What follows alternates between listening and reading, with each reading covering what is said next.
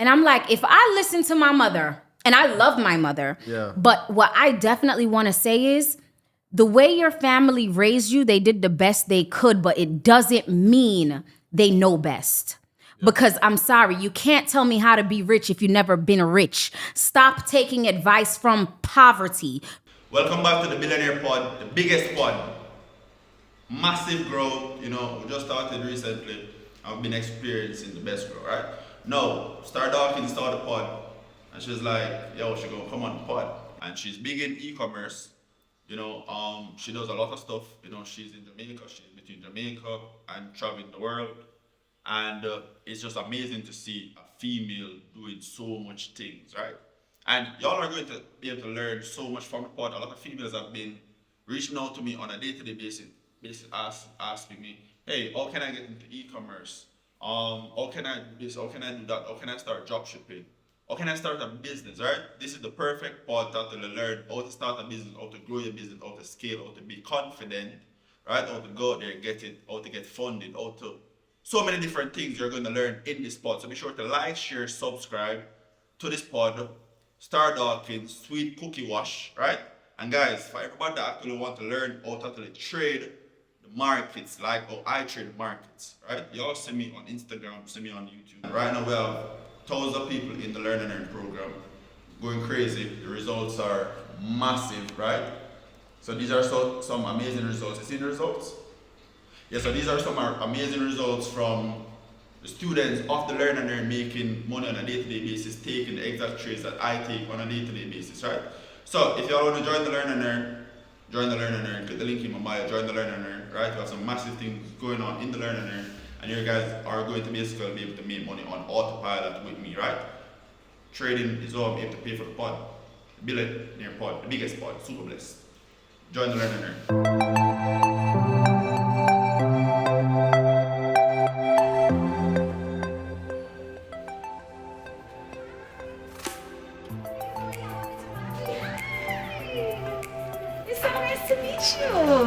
Thanks for being a part of the podcast. Billionaire Holdings, because we only hang with billionaires. And even if you're not a billionaire yet, you will be. Keep saying it.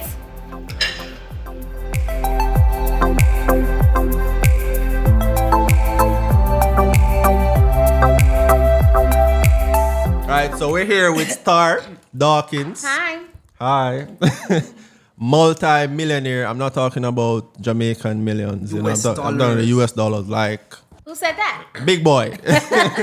We see it all over the internet. We know. We see your Forbes feature. We saw they do a lot of numbers, especially on Black Friday every year. How did your questions go with when you asked the business questions? He said something that was very funny to me. Oh, yes. So last night I made a post. And I was saying, Starr is coming on the pod tomorrow. There's a lot you guys can learn from her. And somebody had responded, there's nothing you can learn from Starr. And I was like, I had to go for your file. And I responded to the person saying, hey, like, regardless of who you think a person might be, because some people have just an idea of you in them In head, their brain. And they feel like that's the only idea there is, right? Facts. So I'm a person that is always open to learning from whoever it is. And I had to read up a file like last night to him. I told him about the Forbes articles. I told him about, you doing the numbers they actually do on a yearly basis, monthly basis, especially Black Friday, because that is one of the most significant dates that has actually stood out to me, where I've seen where you've done 50,000. No, I see where you've done 100,000 and you got excited for it. I see where you've done 300,000 US dollars, which is 45 mil JMD. You got excited for it. And I see where you done $1 million US dollars. Where did you guys see this? I saw that on Google. I need to sue. I see that on Google. I saw that on Google, Yeah. So we saw that on Google, and we see even the other day, like I went to buy furniture, right? Yes. And I saw a truck. And I saw your face peeking out. I saw your face peeking out on the truck. My little secret. He's gonna bust the secret, guys. Yeah, so it's a secret. That's why the truck is hiding. The truck is hiding. Okay. In another billionaire's parking lot. If you think about it, you put two and two together now. Yeah, man. So we saw how, and that speaks to branding as well. Yeah. So we see how you brand yourself on a day-to-day basis, and we see how you've taken yourself from a situation where, as we said before, you were homeless by choice. Yeah. My family did not abandon me. Okay. Yeah. So we see all of that, right? So I wanted to bring you on today is to help shed some light, on all of your accomplishments, how you were able to actually go from, the point where you started to the point where you're at now, where you're traveling the world, because we see you travel a lot. We see your vlogs. I watch your vlogs from time to time. You guys know a lot. Honestly, I think this is going to be the hardest interview because it seems like you guys did the most research. Yeah, we put the work in, So I can't lie. I can't omit information. You guys are going to be like, because no. we know it all. Yeah, we saw know that. it all, man. Even information I didn't know was out there. Yeah, so remember before you came in the room, we said this is the Billionaire Podcast. So Yes. it is for us to know and for you to confirm with us, Facts. and give us more information so we can know more too. Yeah, because we want to create more billionaires. Yeah, and I want to commend you guys on, starting this podcast. There's so many, I love the podcast about the freakiness and the excitement. But I Yeah. think we definitely need things that are going to edify us and help us grow. And, give us the motivation to keep going when we need it. So clapping to you guys. Yay, billionaires. Billionaires, right? So what I wanted to start off the pod with is basically talking about your upbringing. What was it like? I personally feel that my family always wanted me in a box that I don't fit in. Hence the reason why I chose to just, I guess, be homeless, By choice. leave Miami, go to LA. So I'm from Jamaica. Not everyone knows that, but I'm from Portmore. Very young, maybe like 3, we moved to Florida. My mother and father had a co-parenting relationship, so I was back and forth Jamaica, Florida, until I decided I don't really want to deal with them no more. I stopped coming to Jamaica, and growing up, I remember a few things. I remember feeling like I shouldn't be attached to my roots, meaning I feel like I have one of those judgmental families that feel like they're better than people, like beaten to speak Patois, which is why I'm speaky-spokey now. I speak better than most Americans that I know. So, it's hard. You're living kind of like in the ghetto, but you're taught to talk like this. So even for the American kids, I'm not American enough. And then for Jamaicans in Jamaica, I'm not Jamaican enough. So I've always kind of just been the girl in the middle, but it's worked to my advantage because I can be in any lane I want. Yeah. And which leads to what I initially said. You can't box me in. You can't say, Starr, turn off the phones, please. Starr, you're just cookie wash. Starr, you're just an actor. Starr, I don't want to be boxed in. Since I was a child, it's kind of been like, all right, you're smart, so you're going to be a lawyer. Okay, that's just what we know. And I would go with it. Yeah, I'm going to do law. And I remember before I dropped out of college, my mom, I was like, Mom, should I take this job? They take away your student loans. It's for being a teacher of America or something. She's like, how much does it pay? And I was like, it's like $30,000 a year or up to $40,000 a year. Is that good money? And she's like, yeah, that's good money. You're single, you don't have kids.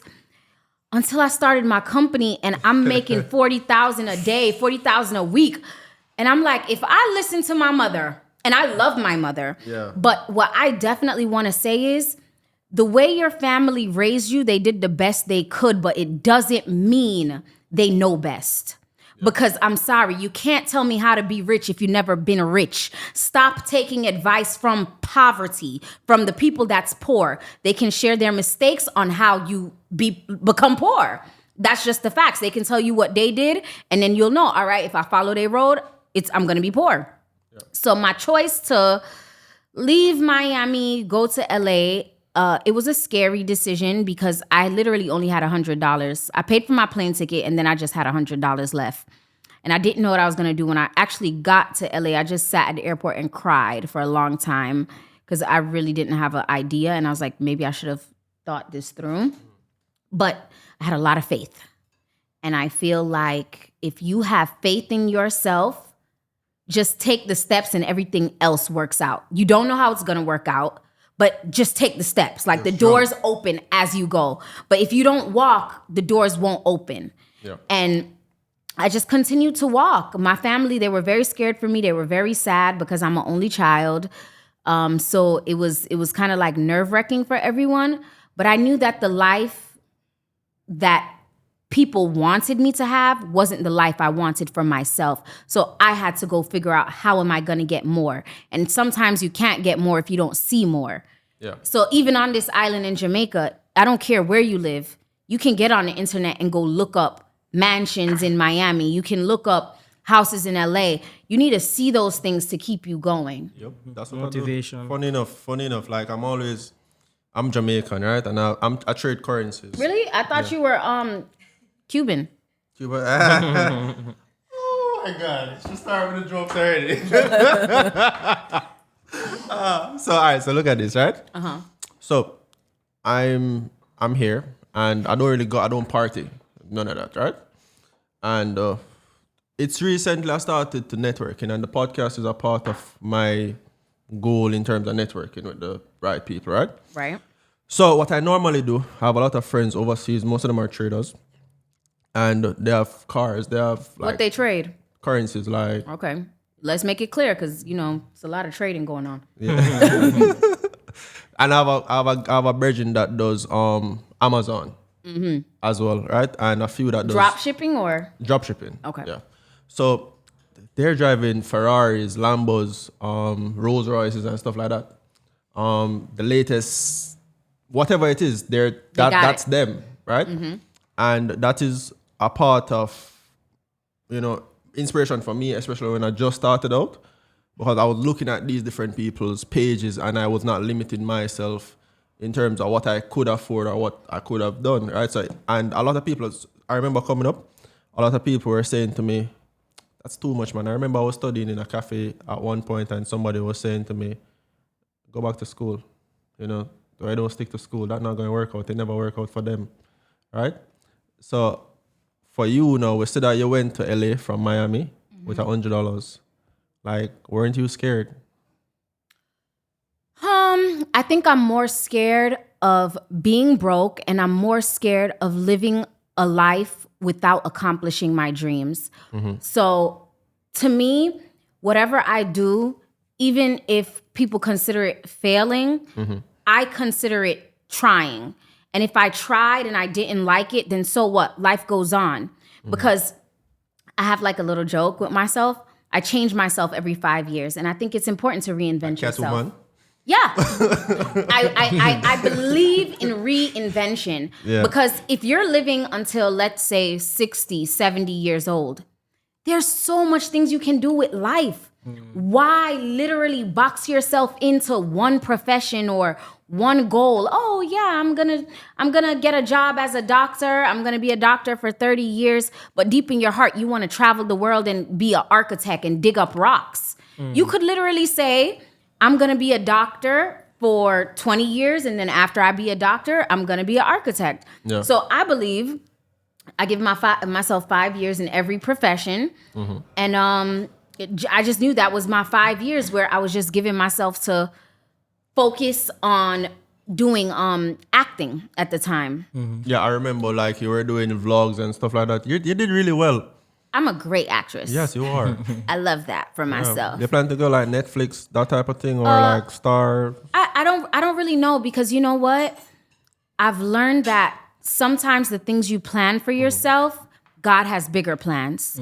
I never expected to own a business in my wildest dreams. Yeah.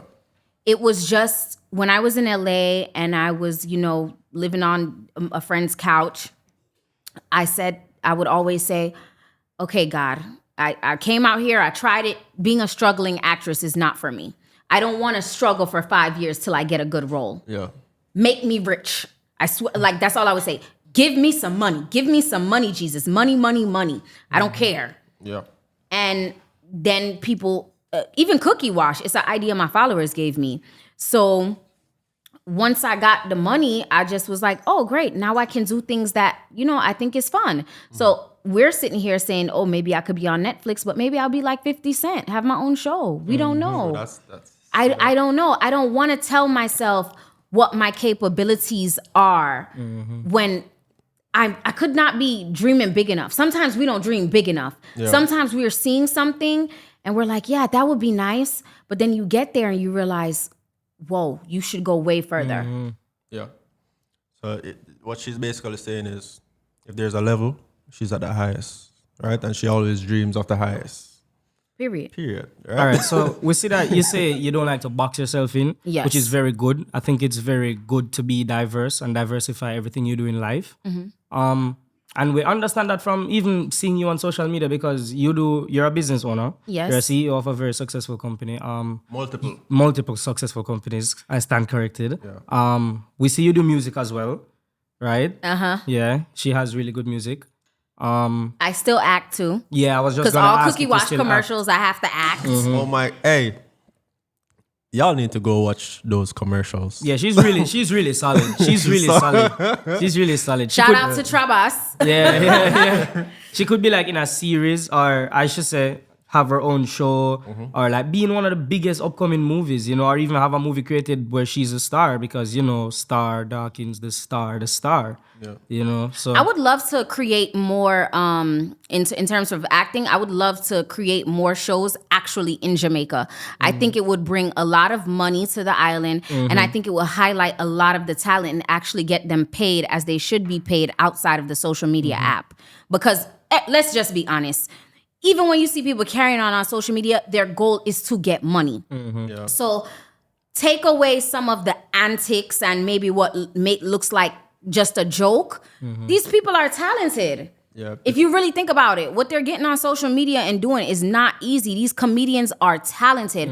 And I would love to create something to foster that talent and let it grow bigger and get them on a national scale. Because in America, Shatas, the movie is I was like... just about to speak on it. It's like, oh my God. I was just about to every speak on regular American. If I'm like, I'm Jamaican, they'd be like, oh, Shatas, Bob Marley. Yeah. I'm like, okay. Yeah. Why don't we have more of that? These are conversations me and Trabas used to have, like, Trabas, you're the man, for real.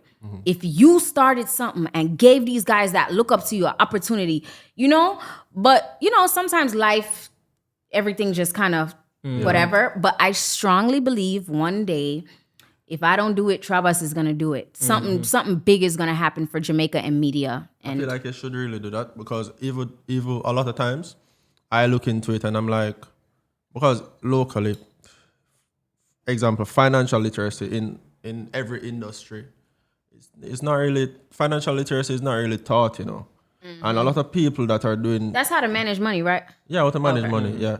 So it's like, so a lot of people get up and they're doing extremely well. They're very popular, 500K followers, but they're still struggling. They're still poor. They're still... Like when I met Lincoln, he had... Okay, let me just make this clear before anybody say nothing shady. Disclaimer. When I met my ex, he had more money than me. He had more followers than me, and all of that. However, when I saw his following and I saw the amount of money he had, I really realized you don't know financial literacy. Yeah. You know what I'm saying? Everybody's not a hustler. Everybody's not going to get out there and sell something. But I think what you're saying is facts. You have to learn how to leverage your brand. Yep. And they don't know how to leverage it. Yep. And then, for example, even me with my investment, because I make my money and I invest it in other businesses and stuff. Facts. Like, a lot of people mess up opportunities. So I feel like I mess up opportunities because I don't think they understand how to manage it, right? So we will approach somebody and be like, hey, we're putting $1 million, we're going to pin it to a brand, and you're just going to promote it, we'll give you a percentage, and they just mess it up because it's like quick money type of thing they're looking for. I don't think anyone messes up opportunities. I know that sounds bad, but I think everyone, life is going exactly as it should for the benefit of their life. Remember, everyone's not going to be Pajama Billionaire. Everyone's not going to be Starr. Yeah. Everyone's not going to be Beyonce and Jay-Z. So I don't want no one to look at their life and be like, man, if I did this, that it wasn't for you.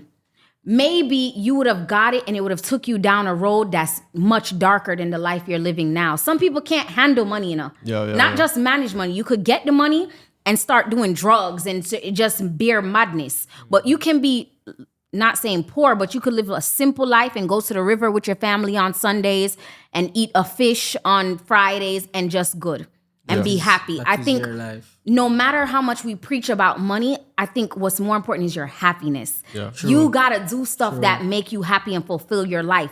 What it takes to become a billionaire, what it takes to own a jet, you might not have the work ethic for, and that is okay.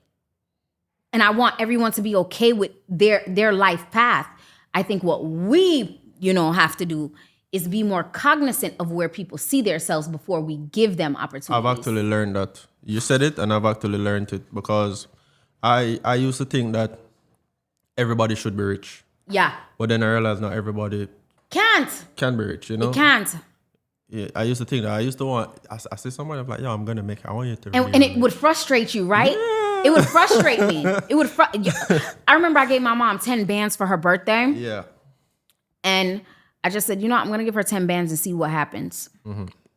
It's not that my mom's not poor. She just didn't do anything with the 10,000 US. Yeah. And you probably listen to this and say, yo, Starr, you should have gave me the 10,000. I would have did, If you don't know how to make $10, $100, $100, $1,000, $1,000, $100,000, you're not going to know what to do with $10,000. You're mismanaging what God already gave you, so he can't increase it. Yeah. It's just, as you talk about when I started my business, everybody always say, oh, I want to start a business, but I don't have the money. The DM's full. Can you sponsor me this? I don't have the money. I sold water on the side of the road to raise money for Cookie Wash. Yeah. So if you don't know how to sell $1 water to start a company or be creative enough to increase the you're not going to do crap no matter how much money you get. So what was the process like for Cookie Wash, especially? Because we said that you build that up to a multi-million-dollar brand. So what was the process like starting? We see you started to sell water while you were on the couch. And what was... Okay, I wasn't on the couch selling water. On the couch. I was with the rats and roaches. The rats and roaches. Okay. Cookie Wash. When I was in LA, I got a yeast infection because I moved to LA. I didn't have my stuff. And I tried a soap that was in their supermarket that I'm not used to. So I said, you know what? Let me just buy the natural stuff and make my own blend. Yeah. Snapchat, I'm showing Snapchat ladies, if you're ever out of town, this is what you could do. You're showing them the process. Yes, I'm showing them how to make it. The girls that say, yo, we don't want to learn how to make nothing. Why you just don't sell it? Every day you get on here saying you broke, you're going to be an actress. Why you just don't sell this stuff? And I'm saying that's a good idea, but I don't see myself as a business owner. And this is where I say, sometimes it's not what you see for yourself, it's where God wants to take you. Yeah. Cool, they're telling me sell it. I'm thinking, okay, well, maybe. One day I go down to this wholesale district in LA, and I see this sex store, and I see they have Kegel balls. I use Kegel balls to strengthen my pussy walls, like keep it real tight, and you could snatch. So I'm like, okay, I'll sell Kegel balls. I was buying them for $10, selling them for $20. A few people were supporting that. That was, keeping liquid food number one in LA. Cool. LA didn't work out. The guy's house that I was staying at, he said I have to leave. He was getting evicted. So I'm like, okay, back to Florida I go. I go back home. I find out my mom is losing her house. I didn't know she was in that position. And then that's why I say rats and roaches. We had no AC, rats rampant, roaches, it's just bad. My best friend comes to stay with me in Miami, and we're going through it together. And Dynasty at the time said she wants to do real estate, although she already had a very successful hair business. Yeah. Cool. So I don't know what I'm going to do, but every day I'm still praying and I'm still holding the faith. I'm doing lots of videos with Trabas. It's keeping my brain clear. Yeah. Cool. One day, something just said, like it said sweet cookie or something. And I was just like, Oh my God, that's what I could name that company. Cookie Wash. Yeah. I wrote a Wash. list of cookie names. I sent it to my best friend and I'm like, which one do you think would be best? And they sent me back and then we decided, okay, we're going to go with Sweet Cookie Jar at the time. And because, a hand goes in the cookie jar. Get it? That was cute. But I didn't have Wi-Fi. I had an old laptop. I would walk to Dunkin' Donuts. They know what Dunkin' Donuts is, right? Yeah, man. Yeah, they're supposed to. Like Starbucks, and get the Wi-Fi and sit in Dunkin' Donuts and Google stuff like how to sell soap, like soap manufacturers, but all of it was too expensive. Even to order the bottles, I thought you had to order bottles on Amazon, which you really need to get them in China because in China they're 20 cents versus Amazon it's $2. Yeah. But I didn't know. So I was making the mistakes just going through it and I didn't have the money. And I said, you know what? I'm going to buy a case of water. At the time I had a Splenda Daddy. I call him Splenda Daddy because he wasn't giving me money. He was giving me food. And a sugar daddy gives So you not money. sugar, it's Splenda. Oh, yeah, get it. Yeah, That yeah. is very disrespectful. It is and he was disrespecting me because at that time I was taking the bus and he had 4 luxury cars, big business in my door, and all he gave me was food and brought me around his other rich old ass fucking friends like the cute young hot girl. But you're not giving me no money. Yeah. But I don't wrong him because now that I have money, I wasn't giving him no pussy. It wasn't a fair exchange. Cool. Anyway, I think I took change from one of the tips from the date. Like I picked up his change instead of giving the lady the tip. Bought my case of water, started selling my water. I'm on the road dancing with my sign. And instead of giving me $1, the men giving me $5. So that's making my profit increase. Remember, the case of water is like $5, but you get 24 in the case. It's the brand. It's the brand. It's the brand that comes with it. Yeah. Was it? They're paying for you, not the water. Not the water. Good point. Didn't know that. Yeah, they're not paying for the water. Anyway, I turned that into coconut water, start selling that, and till I raised enough money to start Cookie Wash. But when I say raised enough money, I made 3 bottles of Cookie Wash, and then I got on the internet and I pretended like I had a lot, and I would say, "This shit is so good." That's the sauce. That is key. And I only got 3 fucking bottles that I made in my grandmother's kitchen. Yes. Okay, That's key. and I would say, if you order on the 15th, I'm going to start sending out orders next month on the 15th, blah, blah, blah, because I want to get the batch right. We got to keep the coochies right. You can't rush the coochie process. Any little thing I could say for 1 month, I stacked up orders, like promotion every single day. And that month of orders allowed me to really start. So you got a lot of pre-orders. Yes. And that's what you use to fund like getting the rest of the bottles. Yes, but I made so much mistakes. And that's why I say just start, because doors of opportunity go. So what happened was, like I said, I was ordering bottles from Amazon. This is cutting into my profit. So if I'm selling the wash for $10 and my bottles are $2, Yeah, that's like that's slap way majority. 8? Is that? Yeah, you have but you remember you have like ingredients and stuff like that too. $2 Right. is a lot. $2 like 20%. Right. Yeah, $2. And I'm not that good at math. And that's another thing. It doesn't matter what you're good at. Just do it. Just do Because it. I still don't know my times tables, and I don't care. Because when somebody say, "Oh, you don't know this," like I really wish to see some of my math teachers, because I'd be like, "Yeah, what's up? Where's you your know lamp- your times tables, and you still poor. What's good? Where's your Lamborghini? Yeah, where's your pink Lambo? Where's your Urus? Huh? I know you want one." Don't listen to people when they try to put you down because of what you don't know. You just do your thing, because God has a way of making doors that's not supposed to open for you open wide, and somebody's like, "Hey," so just do your thing. You know, So- I really learned that over the last couple of months. I'd say the people that have the most to say about something, the most negative things to say, like they're not doing it. You know, we as traders, there's a lot of people that would come to you and say, "Yo, bro," like not you, but people just starting out, like, trading's not gonna work for you, etc. E-commerce is not E-commerce gonna is work. not. And bro, people that are telling you this are people that have never tried it. They have no knowledge of it A whatsoever. job is the only thing you should get. Yeah, That- go to oh college, my God. get a 9 to 5. That's their society. and I want to say, if you have family, because it's hard when you live in a house with people who are literally draining your spirit because they're making you feel like it's impossible. I agree. And I feel for people in those situations, it takes a lot of strength. And I just want to say, you can't go off of your grandmother's vision, your mother's vision, because God gave you the vision. Yeah. You have to trust in the power of you more than anything else in this world. Even when you don't know what you're doing, keep fucking walking. Because one day you're just gonna buck up on something. Like, as I said, I wasn't walking towards business. I was walking towards acting. Yeah. But do you know, I have friends who are actors, like big TV shows, and they wish they had my life. Yeah. I don't answer to nobody, and I'm making more than them. Yeah. So yes, they're enjoying their life, but God just, I think God sometimes really wants to show you certain things so you can weigh out your pros and your cons. And also we see that your acting is still benefiting your business. Because Period. you do all your commercials by yourself. Where some people have to hire influencers, Yeah.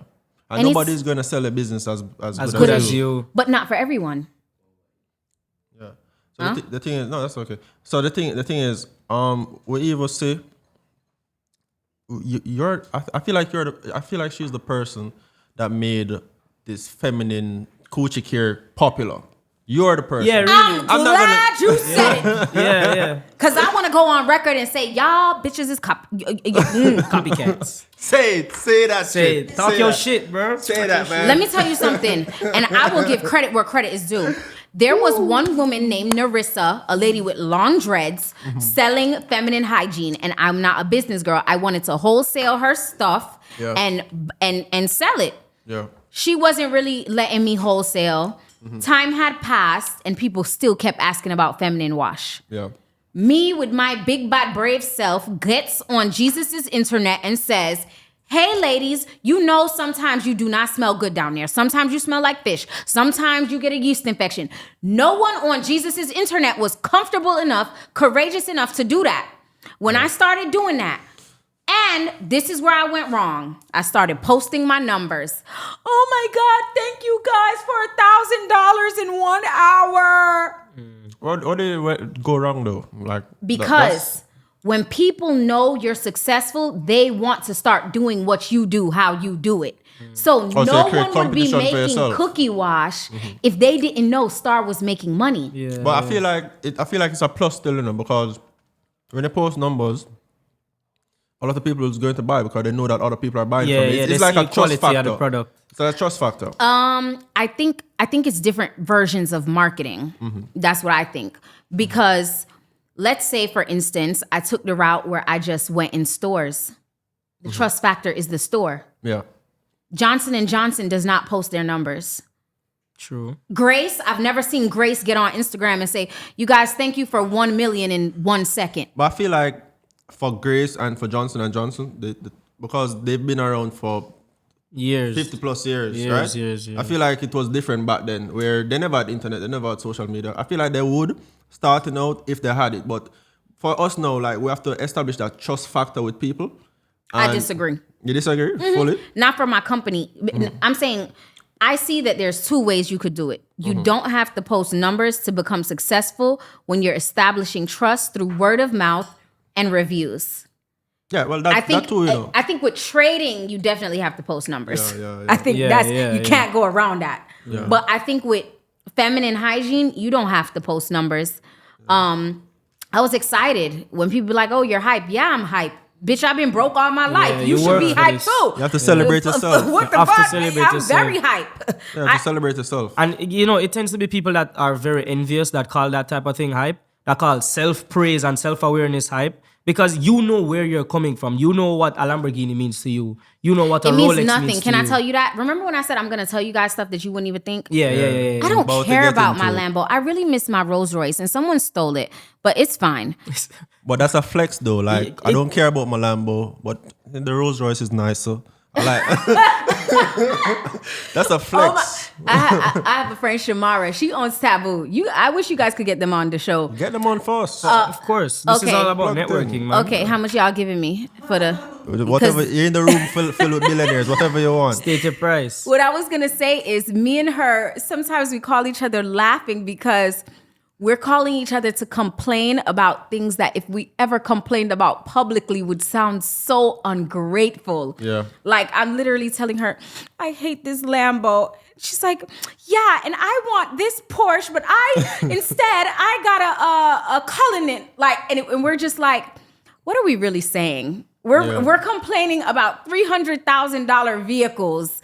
It's just a fucking blessing, bro. Rich Yeah, people it is. problems. It's just a blessing. It's a blessing. But continuing from the, you're selling water, you start doing your sales with the cookie wash. And it took off immediately. I have no struggle in my company story. I'm gonna say, when they say, "Oh, Jamaicans are a crab in a barrel," no, your mindset is trapping you. Yeah. Don't let your mind keep you trapped. People say, I live in I'm from Broward County. They say, "Oh, people from Broward don't support each other." My community in Florida gives me support. My Jamaicans give me support. I never, ever, ever had a problem with support because I never saw a problem. You remember the book that we're reading? We have a book that we're reading, Full Brain. And it's a book that basically tells you that whatever you focus on Multiplies. So if you're focused on, okay, nobody's supporting me or nobody will support You're going to see it more. Nobody's not going to support you. Right? When they say these loose arguments, oh, crabs in a barrel, oh, it takes a lot of work. No, it doesn't. Yeah. And you know what? Just what you said, what you focus on multiplies. When I first started, my only issue, I focused on hard work. I focused on sleepless nights until I realized the power is not in the physical work. The power is in the mind. And I started shifting my energy to where instead of posting every day, I would go a month and not post anything and my sales would go up because I was there meditating and saying to myself, I'm wealthy, I'm rich, my brand is well known. Yeah, because we see you believe strongly in affirmations. Affirming over my life just to prove to myself that, babe, calm down. You don't have to overly exert yourself and overly work to be at the top of your industry or at the top of anything. Like, for example, I love Spice as an entertainer, but I know Spice's body hurts. Like, she's been doing this for so long and some man has told her in order to be the queen, you need to come out there and give it your all like this way. Yeah. Versus we see some of these artists now like Ice Spice. Yeah. She gets there, I'm a munch. Do a two-step. Yeah. And she's making the same booking price as Spice. I'm not saying exactly, but I'm just saying theoretically, she's blown up. Stop thinking hard work is the key when you really need to do the mental work before the physical work. Yeah, you have to really create your own formula. You do. And the thing is, what I realize is a lot of people will go out and try to do things exactly as you, not realizing that, hey, like... You see how I tried to get off the topic? Because I talk a lot of shit about y'all because y'all are weird. Very fucking weird.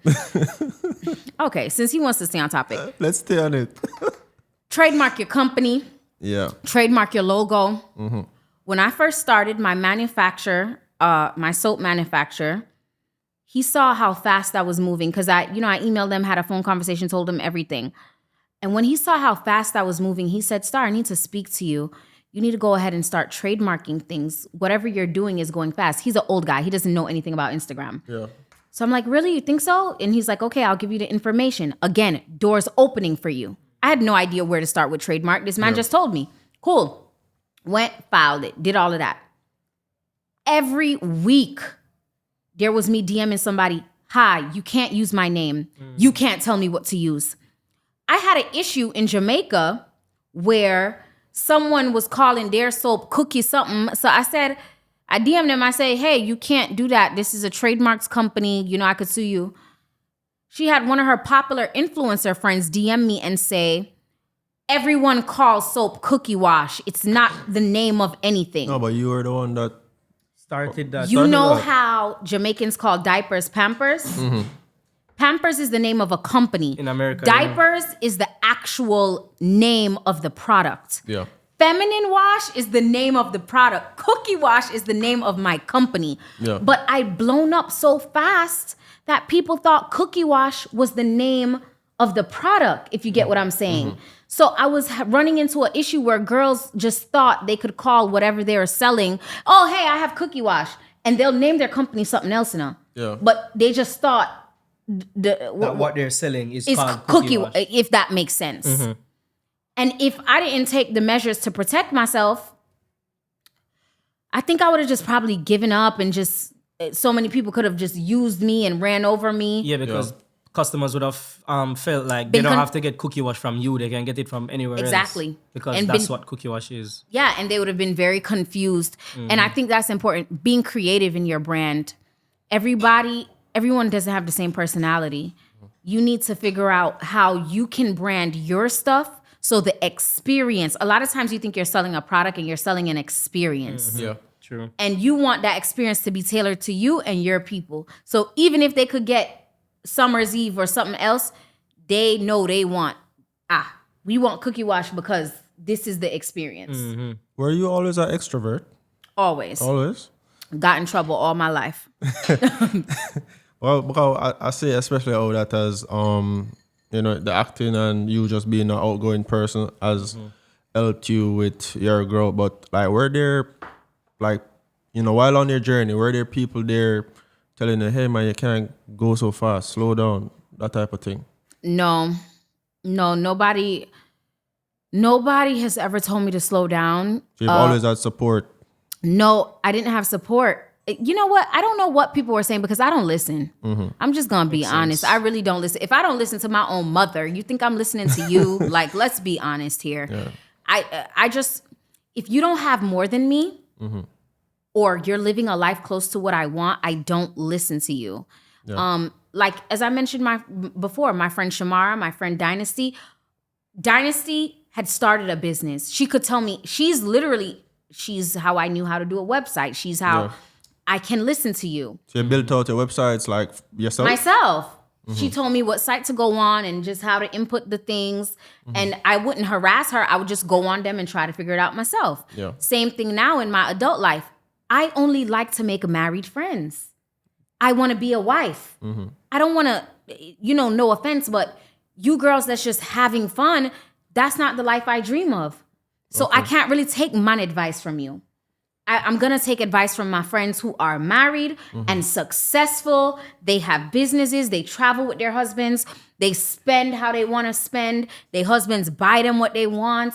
And it's not toxic. That's what I like. I like to keep my circle filled with what I see my future. Let me ask you a question. So you feel that it is, as a successful person, it is better to be married versus single? Ooh. Okay.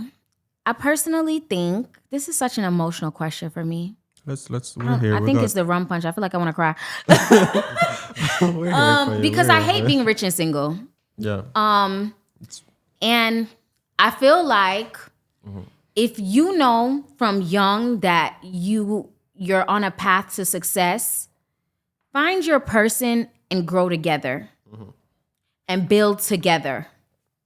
Yep. Because the more money you make alone, the more cautious you get of people, the more bad intentions people come with, and the more you put up a wall, and you can even self-sabotage things because of this money and this success. And it's not because you don't want love or not because you don't want a person, but it's because people are so evil.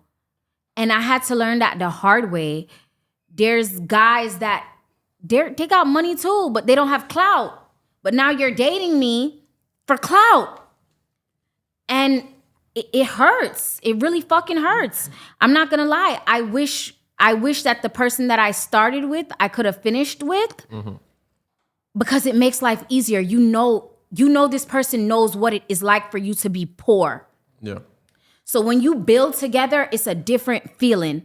I have my money, you have your money. Yeah. I'm gonna look at you like, nah, maybe we shouldn't get married. Why would you take half of my shit when I did this? Imagine a man taking half of cookie wash. That's crazy. So do you believe in, say for instance, you get married and you were to divorce, do you believe in taking half of a man's wealth? Personally, the way I would like to be married is we're not divorcing. Marriage that never ends, yeah. We're not divorcing because I don't view marriage in the modern day. It's just love. I'm not going to love you every day. When I'm marrying my husband, I'm going to tell him, I might not love you every day, but I'm going to respect you every day. I'm going to be loyal to you every day. And I'm going to be committed to our kingdom. That's what I see it as. Whatever our kingdom is, even on the bad days, we're going to make the decisions best for the kingdom. So that means I can trust you're not going to go out there and cheat on me and embarrass me because you know that's going to fuck with our money. That's going to fuck with us. You get what I mean? Yeah. And once it's that's just the type of marriage I see. Let's say we go with your example and there is divorce. Yeah. The type of woman I am, I know I add value. So if I meet you and you're making $5 million and we spend 5 years together, trust me, you're going to be at 25 million. So 5 times 5, guys. Times table. wait, was it? 5 5 is 25. Pip. I didn't know, but you see, God got me. Yeah, so sometimes I do think I deserve a percentage, you know. I deserve a percentage because of the help that you give my pussy is very blessed. The juice is gonna bless you. So yeah, I deserve some money for it.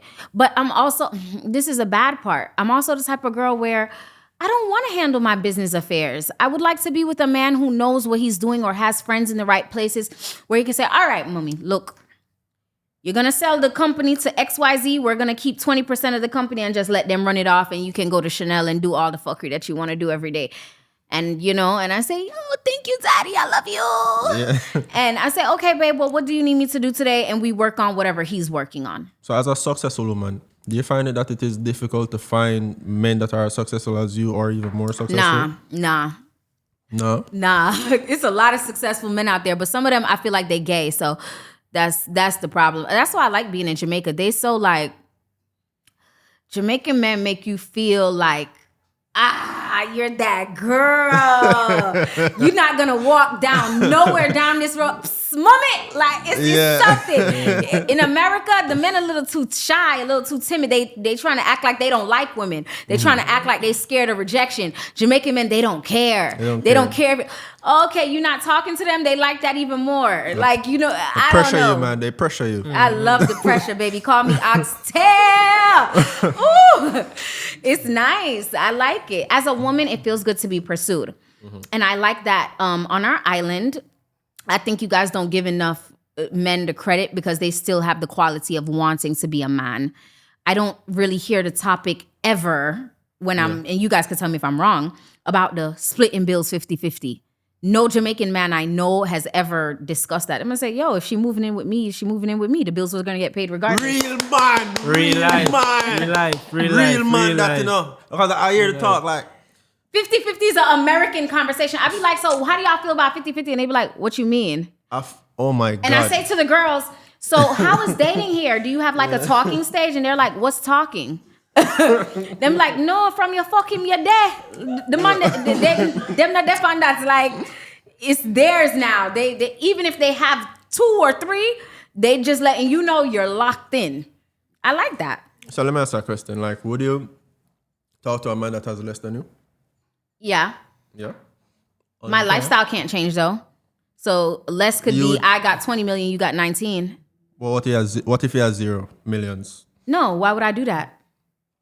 Psst, I like you. You're I'm amazing. asking, why would I do that? Think about it. Think about this as a real question. Remember, I'm not a man, you know. Men are the pursuers, men are the providers. Yeah. As a woman who likes nice things, who likes to travel, who likes to eat lobster and steamed fish, why would I go with a man who cannot provide the lifestyle that I like and desire and disservice myself? That would be the same thing as taking on a career that I hated just for money. But I'm not going to take on a man just for love. Yeah, but it's not enough. But in terms of like spiritually, what if you just connect with a person? It's not enough. Not enough. It's not enough. Okay, so no God would not let me connect with a... Okay, all right, cool. What about somebody that had it, but they just have a bad patch? Oh yeah, you'll get out of it. I know you will. I believe in money comes, money goes. We can't worry about the bad patches.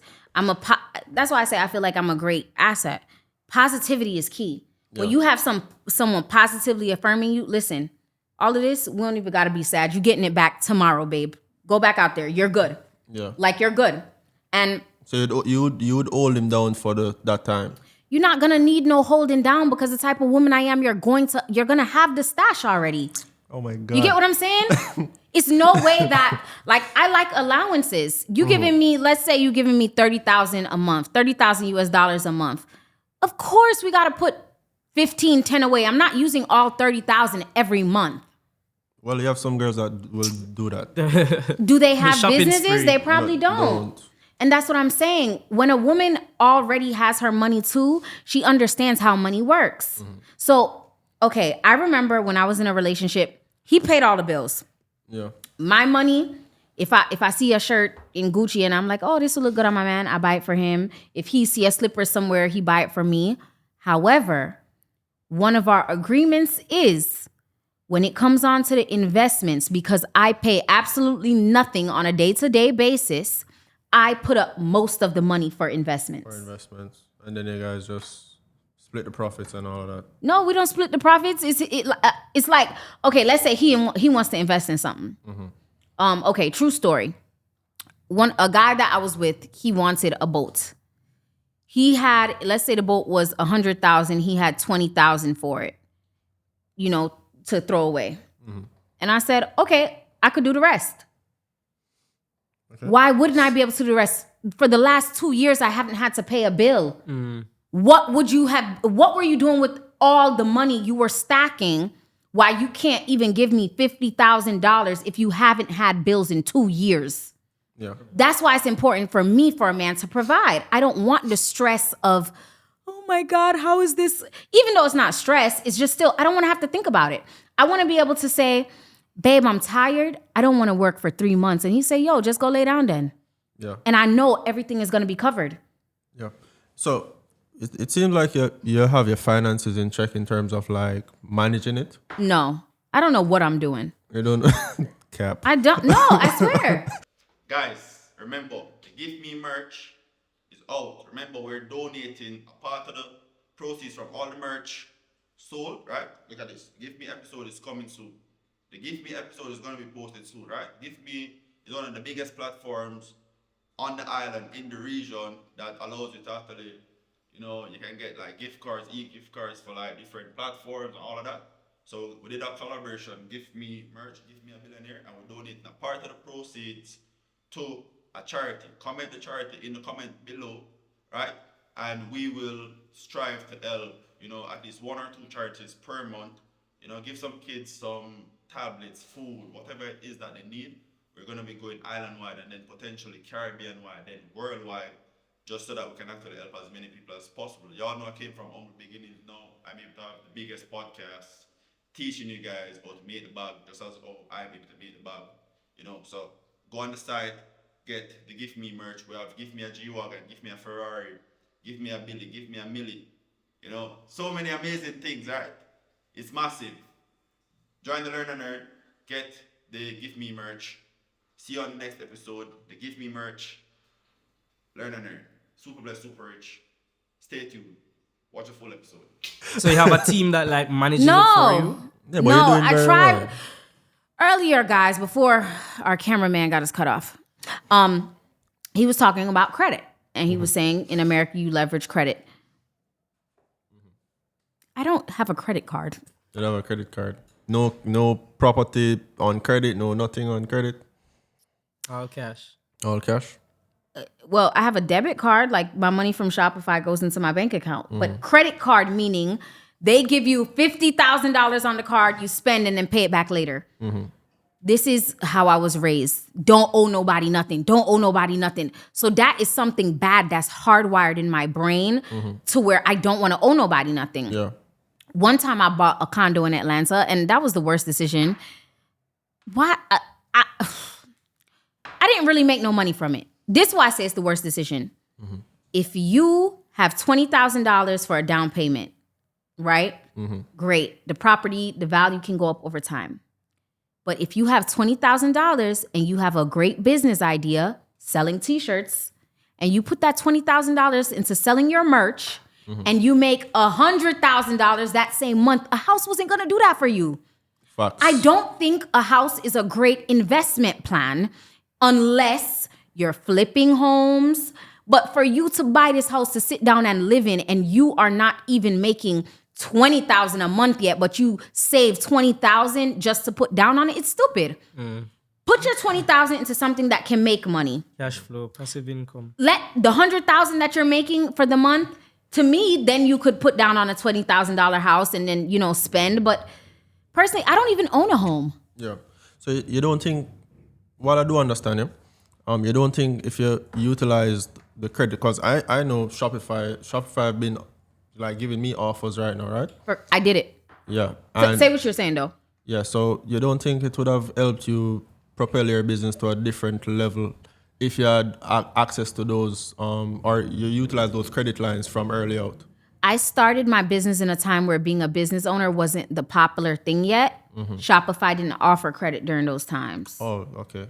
Next thing is, I started as a girl with no guidance. I knew no one with a business except my best friend, but she has no guidance either. Yeah. We're just two girls that are broke and doing something. We didn't know. So when you can take yourself from 0 to 100,000 with no credit, in my brain, I'm like, oh, why do I need credit? I see why I need it now. Don't get me wrong. I think it's very important. Yeah. I even took out a loan the other day. I'm proud of myself. Yeah.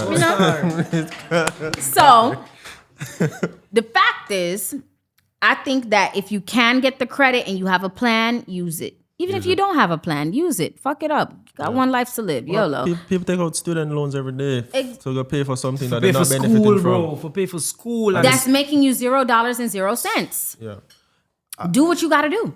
But I think with the house situation, I view house as a savings account rather than an investment. Same thing. You remember I was telling Really? you? We use it as a store of value. So we buy up a lot of properties and around the place in areas that are developing, and then we have properties that like price go up like 3, 4, 5 times.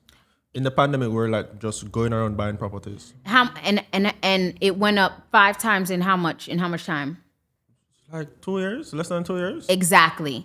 So even in the example that I gave, if you want faster money, you could start a business, scale it, it'll go up. But when you're getting that money from that business, do things like that. Yeah. Put your money down in a property. Like when you have extra money putting. But I would not, same as you, I would not advise anybody to start off with real estate. Real estate is like when you're rich already and you just have money and like, all right, let me put it there versus just have it in the bank. Yeah, because when you have it in the bank, it's not growing. It's not gonna grow. But when you put it in some real estate and you're like, okay, perfect. Yeah, I actually have some questions from Instagram. Okay, let's get to it. A bunch of people been asking me a bunch of stuff, right? And I want to tackle them. Anybody ask for my number? All right, let me jump into this right now. Because you know he got them friends that got them M's or B's. All right, so we see you travel a lot. And this is Renee. Renee is asking... Hi, Renee. Yeah. So Renee is asking, how do you balance your free time with business? I don't really balance business. It's all fun for me. I have fun, and my affirmation is the more fun I have, the more money I make, the more money I spend, the more money I make. So my brain is conditioned that if I'm not having fun, I make less money. So I have to just have fun. So the more you travel, the more you buy cars, buy stuff. Yeah, I just magically get more money. I don't know if my brain is just... Because here's what happens, right? Let's say, travel, I'm coming to Jamaica. I'm at AC. Cool. Yeah. I'm having a ball. I wake up and I magically get this idea for a promo for Cookie Wash. I hurry up, I shot up the video. Something simple like, oh my God, I was at Wet Sundays and the bathroom didn't have no tissue, but I got my cookie wipes. I shot that video on my phone real quick, throw it up. It just magically goes viral. I didn't do anything. Not all my videos go viral, but God did that because I was having fun. Yeah. And I think same thing if you think of music, if you think of anything in life, the best things happen when you're just having fun. Yeah. So that's my answer. Okay, so somebody else is asking, I have 30,000 JMD right now. How much US is that? That's like 200 US, a little less. Okay. 200 US. That's a good amount. And I don't want to waste it. I want to start a business. What are your suggestions? I think you should think about what you like and do whatever you like. Use the money to, do whatever you like. I hate when people ask what business I should start. You don't pick a business based on what's making money. So many things make money. You can sell socks right now and make money. You can sell cardboard box and make money. What do you like to do? And then you put your money in that, because here's the key. Even if you don't make money from it tomorrow, you're still not wasting your time because you're doing something you love. Okay. So somebody else is asking, this is Randall. How do you create reels that will go viral and consistently grab customers' attention? Because Have fun. Have fun. Hop on trends. If you see a trend going on that you like, hop on it. Early on, I used to get, when certain people used to make songs, I would use their songs and make commercials, and they would like it. Like Cardi B reposted me before, Nicki Minaj reposted me before, Shensia, because I would use a song. They just remember when people just drop songs. I'm giving you a little secret. They're trying to promote their song. They want to repost and show people are tapping in. They want to see people supporting them. So you add in your brand or product. If you're a painter, do a painting of the artist while their song is playing, tag them, they'll see it, they'll repost it. More people now is asking you for paintings. You just get mad money and you ain't do nothing. All right. So in terms of, well, somebody just asked about Reels. Randall asked about Reels a while ago. But when you were just starting out, what are some of the marketing strategies you use to grow your business? And what are some of the marketing strategies you would recommend for persons that, I know you don't want to give out too much of the sauce. No, I don't know. I don't know. Yeah. Okay. When I first started, I did a lot of groundwork, which to me is stupid. Guys, I'm telling you, no matter what industry you're in, sitting there, whether you're paying selectors, whether you're standing out front of AC Hotel, unless you have a business physically in that area, it's stupid. You need to get your thing global. Yeah. So what I was doing, I wouldn't suggest. What I was doing, I would walk up and down, tell people about the stuff, walk on the beach, hand out my cookie wash cards with stuff on it. And that's just plain foolishness. Not now when they have Facebook ads, when they have TikTok ads, when they have influencers. When I started, I couldn't do those things. Facebook wouldn't allow me to run ads. Yeah. I started using Facebook ads last year. Yeah. And I already had hit the $1 million mark, over the $1 million mark without it. So imagine if I've been using it. I want you guys to tap into internet. Yeah. Momentum in business is everything. Rajam is asking, how do you maximize it in your business? How do you maximize momentum and maintain it and keep it, like keep people just always like wanting to be a part of what you're doing? Rajam, that's a really good question. I would say as long as you're excited about you, I think people will be excited about you. Energy is contagious, right, Scorpio? Energy is contagious. Yeah. Sometimes when you're insecure and unsure, even if you try to sound confident, people feel it. So I always just, any little thing, even when they say, oh, you're acting like a damn clone, that's nothing to be excited about.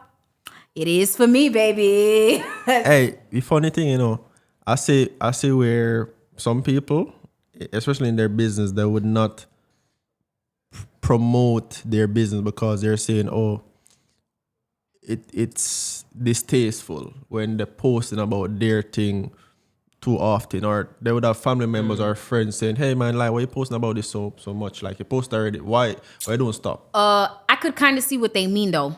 I think what maybe, I guess you could call it strategic. You don't want to post the same thing over and over because it's boring. That's just the facts. It's boring. Yeah. If you're going to talk about the same thing, find different ways to talk about it. So there's people who do, let's say, credit repair. they don't say the same thing. Hey, I can repair your credit. Hey, I can repair your credit. Hey, it's you got to find different ways to talk about the same thing so that people don't get bored with you and that people still engage with your content. Like it's something funny right now on Instagram. I don't know if you guys see, but people have a thing with my music. Oh, she's always talking about pussy. She's always talking about pussy. Little do they know, I've done so many different cookie wash commercials. Sometimes it's hard for me to think of stuff. So as long as you keep saying pussy and Starr together, it's beneficial to me. Yeah, but that's what your brand is about. But they don't know that it's Sykes. Meaning, if my song is about pussy and you're complaining that all I sing about is pussy and pussy this and pussy that, and somebody said, don't you sell pussy soap? And it's starting a conversation. It's going right back to my company. You're the person that they know as the person that they should come and get it from. Exactly. Anything to do with pussy is Starr, but cookie is Starr. But I think sometimes you guys are too direct. And that's why people get annoyed or get whatever. Sometimes if you sell water, you could do, let's say, a TikTok. Let's not say water. What do people sell? I want to give a realistic example. Shirt. Let's say you do sell shirts. Instead of doing, hey, buy my shirt, support my company, you could do a TikTok leaving your shirts places or putting your shirts on homeless people, walking around putting your shirts on homeless people. Now the video is not about your shirts, but it's all about your shirts. Oh my gosh, you said that. You over there, I didn't. You said that. She says it. Great minds, baby. Yeah, she's Scorpio. Yeah. The fact is, then you become you mean the guy with the shirts? So even if they don't know your shirt company, oh, you follow that guy on TikTok that does the shirts? He's always giving people his shirts? Yeah. People are of the mindset that you have to always have a big influence of promoting your brand, for it to be successful. What are your thoughts on that? One of my least favorite comments is when, you okay? Okay. One of my least favorite comments is when someone says to me, oh, you got where you are because of Trabas, or you got where you are because of your ex, or you got where we are because a lot of popular people posted you to get your followers. You are who you are because you are who you are. Trabas had many people on his shows. My ex dated many people. Let's look at Jada and Lil Baby. Let's look at Moneybagg Yo and Ari. Those men, those are not the only girls those men have been with, but those are the girls that leveraged it. Yeah. So don't you ever for 1 second think because your following is not big today that it can't be big tomorrow. And that's why I said it's important to have fun, because when you're having fun, even if 2 people like it, you're on a high because you just had a ball. Yeah. And I think that energy in the universe just gravitates people. Who doesn't want to have fun? Yeah. You speak about, funny enough, you speak about positive affirmation, and Rajim is asking again, how much did it play a role in your paradigm shift? I don't know him, but he want to say hey. Mwah. I love you. I hope you have a great day. Mwah, mwah, mwah. Ooh, okay. It's love. It's love. Yeah. Okay, bye. People love Sometimes you just gotta give men love. Men live a hard life, ladies. They can't get in places free like us. Anyway. Funny enough, we have a couple questions on that, let's not go into that as yet. Let's not go into that as yet. Okay. But Rajim is asking, you spoke about positive affirmations or affirmations overall. How much did that play a role in your paradigm shift? And also, were you always this type of person where it's, positive affirmations, I'm blessed, I'm going to win, was it always like that? Were you always a positive person? I think I was always a positive person.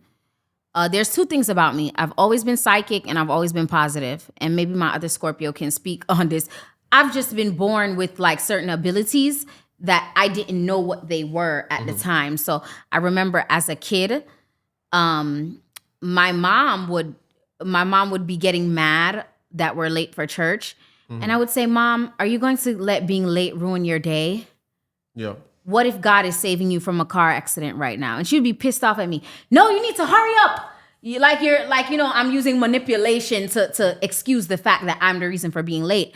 But I say all that to say, I always had an issue as a kid, which I didn't know because I was positive. So the way teachers spoke to people, I would say, you can't talk to him like that in the middle of class. You're not going to talk to none of the students like that.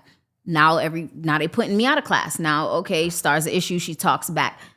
I don't care because I just always felt like the world needed positivity. The world needed love. Everyone, I'm not going to say I didn't have dark days. I'm not going to say I've been a perfect person, but mostly I've been positive, and I think it's the reason for my entire life. Khalil, you had some questions? Yeah. So how do you stay motivated and inspired to continue innovating and growing your business? I be crying. I cry.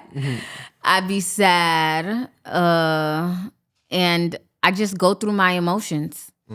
I go through my emotions, and I have really amazing friends. I don't have a lot of friends, but maybe my 3-4 friends that I have, we'll be in the middle of crying and start laughing and saying, we're so dumb. Because just being a girl is emotional, but being a girl and being in a man's world, because I do consider business a man thing. I don't believe that women were created to work. I know that sounds bad. Soft life. It's not just soft life, but hear this now. Anything that a man tries to do that a woman does, he does it better. When you think of the top chefs in the world, they're men. Yeah, Even though they associate cooking to women. Yeah, they're true. men. Think of Jamaica. The men cook better than the women, okay? When you think of the best ladies, you notice, the best hairstylists, arrogant Tay. And some of the hairstylists are not even gay that are really good. I just think men, you guys' body, your mind were designed for labor. And ours were designed for labor, but not in that same way. So it's stressful living my life.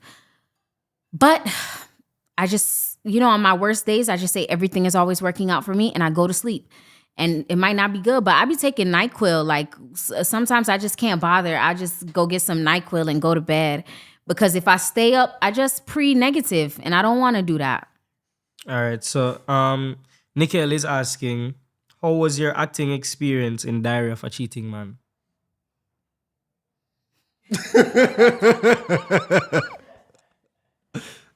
Wow. Wow. Hi, Julian. Shout out to 2K. That was the production behind it. 2K Live TV. Diary of a Cheating Man. It's like I vaguely remember it because I just feel like I was just doing shit at the time to keep myself positive. But it was a lot of sexual scenes, and I think at that time I was more open to being perceived as this vixen sexual girl. But in reality, I'm not really like that. So I try not to take on those type of roles as much. But overall, it was good, I would say. I can't remember nothing bad. Patrice is saying, you posted that you bought bags on your man's logs, on your, what was it? You posted that you bought bags of money. What was it? She's asking. She said it again. Oh, you want me to read it? Maybe I could decode it. Oh yeah, luxury bags. Let me just ask my question, right? Yeah. So. No, but she said a man. I want to know what she know. What you know? What do you know? Because remember, our research is powerful and them find everything. Find everything.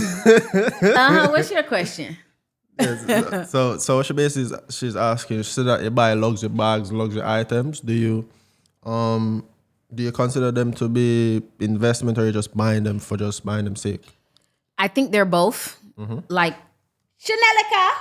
Yeah. Is always an investment. Hermes is an investment because right now, this bag, maybe I got it at $4,500. Right now, a Chanel classic is like $11,000, $12,000. And when I first started buying Chanel, I was getting them at $4,000 and $5,000. that means it went up 5,000 in 2 years. Yeah. So, I mean, name another brand that's doing that. I mean, Hermes as well, but I don't buy my bags for investment. I don't buy nothing that I wear for investment. Throw it in my grave, baby. I want my pics to be fly. You know, when they Everything. remember me, oh, she was extra, but she was fly. Okay. So that's I don't really care. I could die tomorrow, but I was fly though. I looked good though. You can't look at everything in life as investment. I do a lot of work in my business as an investment. Like we said, real estate, you can use that as a savings account. But when I'm shopping, don't tell me nothing about what I'm spending, what I'm buying. I'm shopping to look good. Because I feel good when I look good. And when you feel good, you do good. And that's why I'm doing good in life. So maybe you should buy some bags, bitch. So They really come for me about that. Oh, all you do is buy. Under my money. yeah, you have to enjoy your money. So in terms of your Lamborghini and Rolls Royce, what was the feeling to know that, hey, I was able to buy this? I really don't care. I don't got care? the Lambo because a guy wanted to.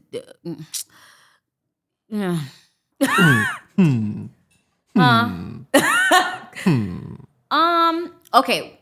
Truthfully, when my Rolls Royce, when I didn't have the Rolls Royce anymore, I was talking to a guy and he's like, "Babe, you got to look at your image.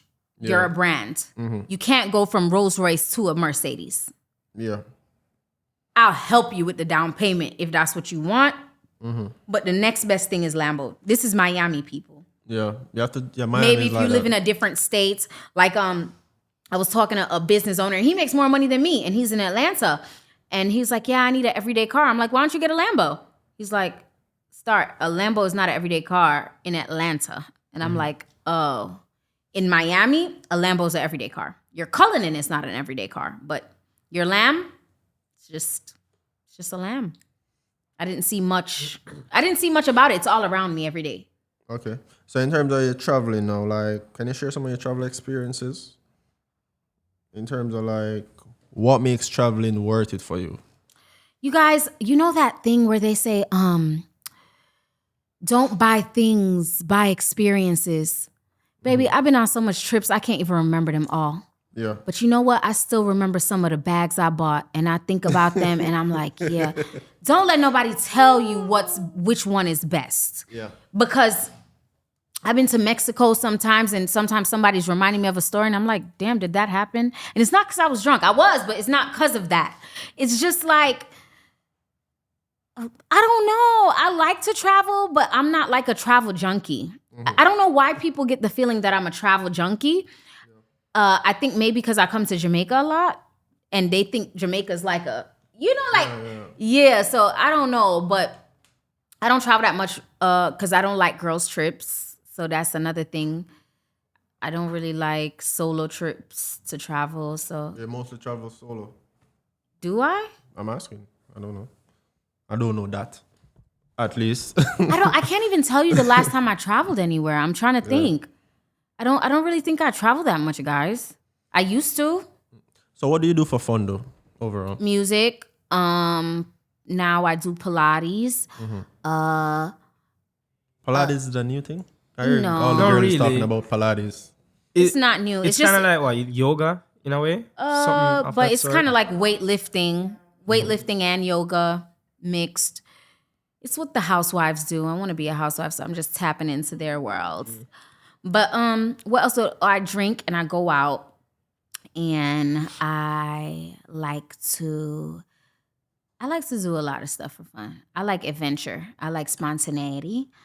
I love to go out to eat seafood Seafood. and hookah. So you like hookah? Yeah, I wish y'all brought a hookah. I should have told y'all that. It's not their We fault. can It's go- not their we fault. can go get it. We can get it. Like right now. Call somebody right now. Get that. Okay. All right. So we see that. Well, you speak of yourself as getting things for yourself, and you don't care about the cost when it comes to getting things for yourself. And most people would consider that you being hype or negligent of the cost and whatsoever. But we know that you like to give back to communities, to Jamaica overall, and we see that you're a very kind person in terms of your circle because Wasn't it a thing where you got some of your friends like some Rolexes one at a time or something like that? Like gifting Rollies. Yeah. You know, we do that. You know, Starr Billionaire. Come on, Starr. Remember, we know all of this stuff, But- man. We know Come all of on. this stuff. Are Rolexes that expensive, guys? Like if we do the starter ones like these. In Jamaica, it kind of Yeah. is, you know. Yeah. 'Cause No. nobody's not really going to spend. What, You know $2 what I- million on a watch? You know what I think it is? I think people see certain names and have heard it so long and saw it as something they can't attain that they don't try. Like even my Jamaican artist friends, some of them, I'm like, why don't you have a Rolex? And I'm like, they spend more than $5,000 and $10,000 US a week. They can afford to get the Rolex. It's just, again, when you think of something as, sometimes you just don't do it. And I used to be like that. I used to be the girl. I'm gonna tell you guys this. When I was making $10,000 a month, $20,000 a month, even $30,000 US a month, I did not buy no designer. I didn't. When did you start? Huh? When did you start buying design? When I got to a very bigger amount. $1 million. 6 figures. I feel like it was like when she was at like 100K. Yeah, she like started. 6 I figures feel she like started. Yeah. 100K. When I It's started, usually the case, you know. so what happened was I was like, oh, I just wish I could buy myself nice stuff. And then I started, because, I'm not bad at math, so I don't really look at my numbers. I just, as long as I have money in my account, I'm happy. Then I started realizing, oh my God, girl, you be making $150,000 a month. Go buy yourself a shoe. That's where it was the worst advice I gave myself because I can't stop. You can't stop. But in my defense, I've always been a shopper. Even when I was a kid, I would go to the mall and my little high school boyfriend, he would give me $10 and I would buy the $10 jeans. Every weekend I went to the mall. So now I go to the mall. It's just in a different budget. But back to what you were saying. Yes, I gift my friends. I love my friends to my soul. China, she owns the store, the Cookie Wash store in Fort Lauderdale, and I gifted her the store. That's That's my dope. God. That's Your team didn't that's get that big. info. That's big. A real one. That is touch it. That's But- massive, Yeah. man. But I don't see it as nothing. I still don't feel like I've ever repaid China for all that she's done to me. And she's like, I can't repay you. And I'm like, no, you don't get it. It's like love. It's love. what you- Genuine love. China relocated from another state to come work in the store for only $2,500 US a month. Yeah. Okay? And she would be there 12 a.m. at night, 1 a.m. at night while Fucking I'm doing driving this. by to go party. Yeah. When you see somebody like that, you can't pay them. The only thing you could do is give them it so they could take it wherever they want to take it. Yeah. I remember her car wasn't working. It was a frustration. Her birthday car. I just gave her a fucking car. Like, I feel like that's the least that I could do. Yeah. It's the very least that I could do. That's just how my heart is set up. And I think that's another reason why when it comes to the money topic, I get so like, no, nigga, you better have your money. Yeah. Because if I love you, there's nothing you can't ask for. You don't even have to ask. I feel like you're a Leo, you know. I want to look down on him for saying that, but I am a Leo moon. Ugh. I'm a Scorpio, Leo, Virgo. Ugh. I don't like Leos, guys. If you're a Leo and you're watching, don't try to date me. All right, so speaking of dating, how do you manage to maintain privacy in your personal life while being so active on social media? I don't think they give me no damn privacy. You don't feel like it? I don't think they give me no damn privacy about my personal life. I think I just start telling lies. Yeah. Yeah. So sometimes even because if you make people think things are public, they don't dig. Yeah. So even when I'm not on a date, if we weren't filming this, I'll snap and be like, oh, he always knows how to get me my favorite drink. This time I'm not talking to nobody, But next month when I'm actually talking to nobody, you're not really paying attention to it because I already fed your interest. Oh, so you control the narrative basically. Yeah, and I be lying. I do. I just say anything because y'all believe anything. Yeah. And not in a sense of like I want to lie to you, but when I tell you the truth, you act like it's a lie. So I just run with the lies. If you say I'm sexing so and so, yep, I did it. You say I'm doing it, yeah, that was me. Legs up, cocked over the balcony. Because they're not gonna believe otherwise. Hey. They believe what they Because the want fact to that you're even asking, I don't have time to plead my case. It couldn't have been me on a date with him in Jamaica because I can show you. I was in Fort Lauderdale. Nah, it was me. Yeah. Sometimes I heard. You remember the same? The comedian, you know. You remember the same podcast that we were crazy over, Shav? The Moody one on the beach in Turks. I heard Drake say something about that.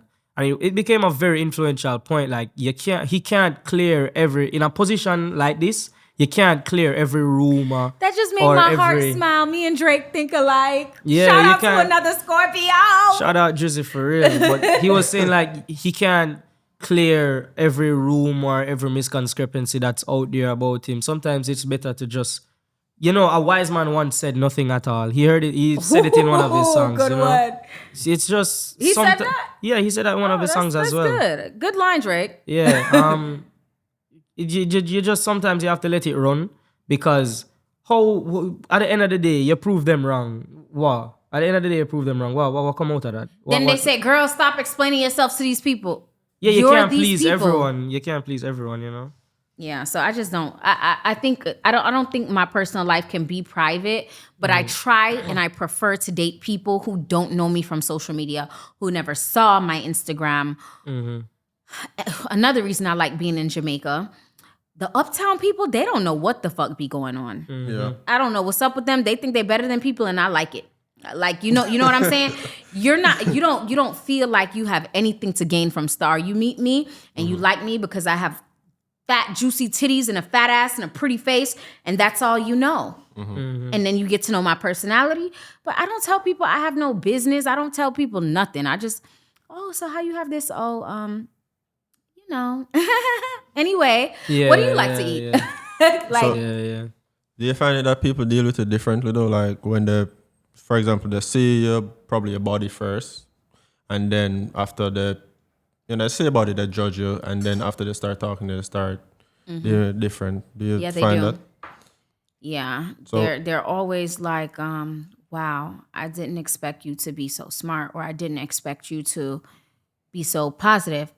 A big one I get is, I don't know, do I come off as an atheist? Because they're like, I'm surprised you're so strong in your faith, the way you speak about God, or the way I think it's because you're so straightforward. They're not used to, especially a woman being so straightforward. They would probably think that you don't have morals and stuff like that, which you do. And based on us, just the conversation, you do have a lot. Yeah, I remember Bishop Escobar, we're talking, and I made a statement like, I would never have sex with a married man. They went under God and made that oath. That's like dissing God. He's like, well, Starr, I didn't expect to hear that from you. Yeah. And I'm like, why? He's like, I don't know. It just seemed like you're a girl that kind of, you just want what you want, and however you get it, you can just get it. And I'm like, I don't run those jokes. Yeah. I love that. I love that about, because some people would just be like, let me break that person's foot. Yeah, that's okay. Yeah. I don't run no type of joke. Like, let me tell you, I'm really bad. If I'm talking to you and you have a kid, I don't want to be around your kid if your baby mother doesn't know. So you're big on principle then? Principles. Okay. So what are your plans for expanding Sweet Cookie Wash's product offerings and just Sweet Cookie Wash overall? We're gonna add a product called Slippery, which is gonna keep your coochie wet, drown you. I don't plan to add any more products, but I always don't plan to add any more products, and then something comes along. Like booty deodorant right now is our top seller. I never dreamt that I was gonna sell booty deodorant. Where do these ideas come from? Yeah, for real, bro. Booty deodorant. It's a funny story. It was Super Bowl weekend in Miami. Nicki Minaj was hosting a club. I wanted to get the section right next to Nicki because I brought her a care package with all the products, and I made a sign and it said, "Step your cookies up," and had her photos on it. And I got to the club door early and I said, "Hey, can you please sell me the section next to Nicki?" And they're like, "Yeah, 7 bands." I said, "I don't care." Yeah. And they're like, "Okay, where's your people?" I said, "It's just me." And they were like, who are you? Like, you know? So then the people who were selling the sections, it turns out one of the ladies had an idea for a product called Sweet Cheeks booty deodorant. So when I told her I do feminine hygiene, she's like, I want to do a booty deodorant. I was like, great, you can do it, girl. Trust me. I scaled my company. Believe in yourself. You got this. After they helped me get in the section and everything, and I got Nikki the stuff, after we just kept each other's contact, maybe a year later, she reached out to me and said, hey, I need to talk to you. And I said, okay, Crystal is her name. Crystal, what's up? We met up for dinner and she said, Starr, my company isn't working. I know I have a great idea, but it's not working for me. I said, Crystal, now say a word. I'll add on your products. You'll wholesale it to me. This is the difference in both markets. And And from there, I'm happy and Crystal is happy and we're both having a ball. I did not think of booty deodorant. Shout out to you, Crystal, who's also a Virgo. I love Virgos. But yeah, I can't take credit for that product. But most of the other products like cookie oil, cookie oil is just like booty deodorant, but it's for your cookie. Yeah. And it smells so good. And it's not internal, it's like outside. I just think of stuff like, damn, if I was a guy and I was eating pussy or I was giving a girl back shots and it started to sweat, you would smell the sweat in the air, wouldn't you? So I just think of stuff that's going to benefit sexually and keep women confident. Because I like to say cookie wash is confidence. So every product that we create, I want it to make a woman feel confident. I want her to walk in any room like, I'm that bitch. You know, like I've got my booty deodorant. It's booty deodorant, but I put it in between my boobs. Because, you know, when people embrace you, they're still smelling all of that. Yeah. You smell peaches. I love, you know what I love, especially about this conversation that we're having right now? Yeah. Is the fact that this person had this idea and rather than thinking of everybody as competition, you were willing to partner with them. I realize most business owners would think that, okay, I didn't partner with her. Well, not necessarily partner, but wholesale or... In all technicality, I took her business. And I'm just the human. And I told Crystal, I said straight up, Crystal, don't you go anywhere else and have this conversation with anybody. Because what you are doing is you're going to make a business owner take your product, take a sample of your product, go to a lab, get your shit made and cut you out. I know I have the capability to push your product. But you have to decide that you're going to become a manufacturer instead of what are we? Instead of a retailer. A retailer. And that's the difference because I told her I don't want to partner. I'm not going to do cookie wash times Sweet Cheeks because I've been in situations where I do a partnership with you. The next thing you know, you're selling the same thing that I'm selling. No. It's either you want to give me the company and give me the idea and I just buy it from you or we do nothing. So you've just bought it out fully. I didn't even buy it out. The buyout was me purchasing wholesale. Okay. Yeah, well, that's still a partnership. Oh, okay. Yeah, I thought you meant like, you know, like separate legal, companies. Not all partnerships are like through a Starr contract times Billionaire. Not all partnerships are like okay. that. Some partners, because the thing is, in life, people have to understand that not everybody needs to be upfront. Everybody needs to understand their position within whatever you're doing and just play their part. And at the end of the day, we're still going to get to the goal, right? Yeah, and a lot of business owners or people in general don't understand that. So are there any new ventures or industries you're interested in exploring in the future? Yeah, I want to buy Air Jamaica, but I don't want to buy it. Can my man buy it for me? Oh yeah, I saw it. You know, I thought she did buy it. You know, I thought you bought it. I thought you did buy Oh that. my God, I love that. You guys believe in me so much. This is why I can't let y'all down. Would you go into hotels? I used to want a hotel. You used to want a hotel or you used to own a hotel? I used to want one. I used to want a hotel. But I think there's more creative ideas to do hotels these days. Yeah, I wouldn't get a hotel no more. I still want a hotel contract. What about... So if you're a hotel owner and listening and you want some cookie wash in your hotel, I would love that. Okay, like so in the bathrooms, you know, when you check in the room, I would have cookie wash in the bathroom for the ladies, like a little thank you for the lady guests. But I asked AC and you guys still haven't gotten back to me. So when somebody else does, don't come knocking. So you're looking to partner with like... I'm salty, huh? You're looking to partner with like spas and other places? Not spas, just big hotels. Just big hotels. Because what happens is, I can share this experience. When I first started, I partnered with beauty supply stores. And what they did was my product was moving so fast, they created their own. And when customers walked in, They sold their product instead of yours. yeah, and they not just selling it, they would discredit my product. They would say, customers are bringing this one back. They're complaining it's burning them. This is the better one. Thank God to my loyal customer. When I say the loyalty and the love and the support, my customers are the one that told me. They told me like, hey, do you know every time I go in there, they're saying blah, blah, blah. One girl like videoed it on the low for me. And oh my God, no matter what happens with me and Lincoln, I have to love him. He went in the store and he started kicking down everything. Yo, mama shut this. Yo, yeah, like, go, man, you fight for my rights. And I was picking up my watch. He's like, pick this shit up, Starr. We getting the fuck out of here. I'm like, yeah, you getting the fuck out of here. You heard him. Yeah. And I just picked up my watch and I never looked at another store. And that's what made me start opening my own stores, because I realized you people, you want an avenue. That's the truth. So instead of you saying, all right, Starr, let's do this as a partnership, you'll just start doing it yourself because you'll make more money. Yeah. Short-term money mash up. I'm saying mash up long-term business. Yep. So how do you envision the growth and evolution of Sweet Cookie Wash in the next 5 years? I have no idea, y'all. I don't know. And it sounds bad because you're supposed to think long-term. But I find that thinking long-term sometimes stresses me out. And in the society that we're presently in, thinking long-term can cost you a lot of money. I started purchasing vending machines for airports in China to put in airports, like to get contracts for cookie wash vending machines. And then the pandemic happened. There's no flights going anywhere. Okay. Still planning to do that though? No. Now I'm in the airport and I travel more.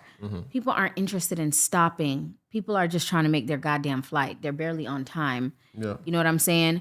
But it costed me a lot of money. It wasted a lot of money. Example, I bought a cookie wash truck. Inside of that truck that you saw, it's decked out. It looks like a full store. However, not only did the pandemic happen. Oh, you have a mobile store in Jamaica. However, not only did the pandemic happen, Jamaica has a parking issue. Yeah, major parking. A major parking issue. Nobody even wants to sell me a spot to rent. So I think it's best to just make plans that move with the times, if you get what I'm saying. Yeah. Because if Blockbuster had moved with the times, they would be Netflix. Yeah, true. That is fact. Netflix wouldn't have kicked with them foots. Yeah. But they had their 5-year plan already. Like, whatever, Netflix. Nah, be flexible, be fluid. So you don't need a 5-year plan. You just need a plan of how you're going to get things done over. Plan as you go. Have fun. Plan as you go. I know I want to get into colleges. I want to do more college pop-ups. Like get big trucks. Like, when the freshmen are first coming in, we'll do giveaways for them. Let them spin the wheel. I'm not talking no more because I know you bitches that copy me are watching. Okay. All right. So how do you approach networking and identifying potential partnerships or investment for your brand? Huh? Go again. How do you approach networking and I send a DM. Yeah. Okay, this goes back to what I was saying earlier about the mind. You can't attract if you're chasing. When you are constantly reaching out, going so hard, you are sending a signal that you don't have it. It's like you need it so bad that you're repelling it. It's running away from you. You don't want to chase so much that it runs away from you, right? And now that I'm a bigger influencer or artist, I understand that. The people who harass me the most is the people that I don't want to deal with. Yeah. Right? So when it comes on to me I used to DM people, please let me send you this. I'll pay whatever. Now I'm in shock of the celebrities who DM me and ask, hey, can you send me a package? Yeah. And I'm just like, oh my God, they know about my company. Yeah. Like it gets me really excited. Yeah. So I would say reach out, have your business strategy, but don't be discouraged if it's not happening right now. Focus on yourself and make you big enough to where they want you. All right, perfect. So Just a few more. Are there any significant affiliations or investments that have played a role in your business's success?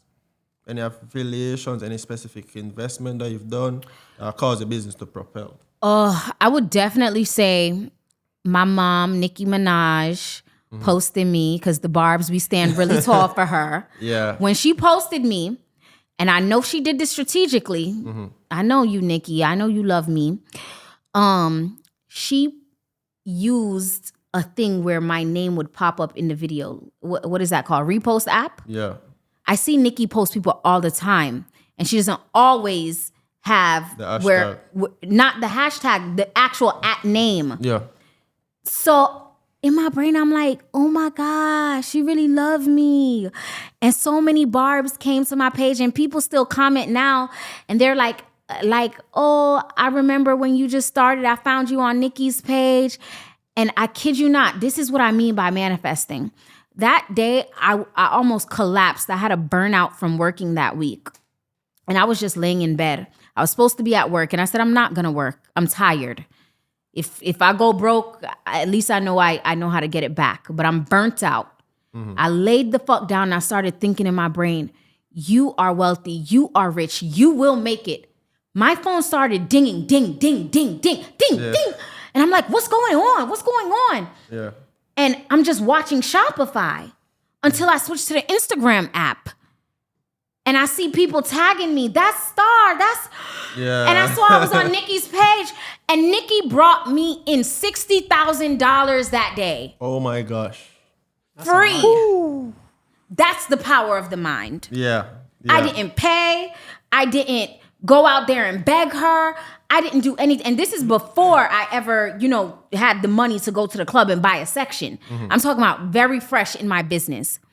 And I remember my partner at the time was like, how the hell did a post make you that much money? Because the post wasn't about cookie wash. Yeah. I said, that is the power of Nicki Minaj. And the power of me. Because I don't know how my mind did that. To this day, like that is not something that just happens. You got to really be. So when I'm sad now, I try to remind myself of the things that my mind could do. Yeah. You see the jet? My man just pulled up, guys. We gotta go. She soon. made me look. No, it's here. It's here. You see it. It's here. So we're gonna wrap it up soon. Don't be trying to peek through the side camera to see who it is, but All right, one more question though from someone. Catalia asks, at what point did you look at your business and consider it a success?